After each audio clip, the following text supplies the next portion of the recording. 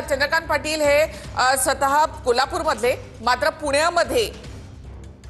पुण्यामध्ये 5 वेळा बटन दाबल्यानंतर एकदा लाईट लागत नाही असा आक्षेप मतदारांनी नोंदवलेला आहे। राज्यातल्या बऱ्याचशा भागामध्ये ईव्हीएम मध्ये बिघाड असल्याचं दिसून आलेलं आहे। अशा बातम्या आपल्या समोर येत आहेत।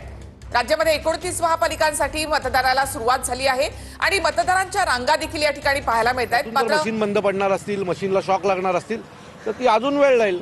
50-55% वरती मतदान होताना आता तरी दिसत नाही।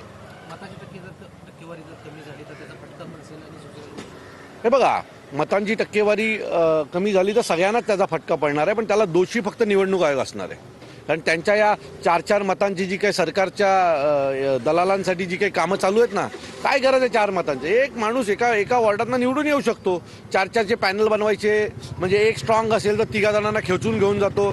या सगळ्या ज्या गोष्टी आहेत ना ॲडजस्टमेंटच्या, या गोष्टींमुळे हे सगळे वाद सुरू आहेत। अनेक ठिकाणी 4 बटन दाबूनही आवाज येत नाहीये, असे अनेक प्रकार समोर आलेले आहेत। गोंधळ समोर येतो, अनेक ठिकाणी मशीनचा गोंधळ समोर येतो। मी तेच सांगतोय तुम्हाला, मशीनमध्ये प्रचंड गोंधळ असल्यामुळेच मतदानाचा टक्का कमी होणार आहे। आणि हा टक्का जर कमी झाला तर याला सर्वस्वी जबाबदार निवडणूक आयोग असेल। धन्यवाद।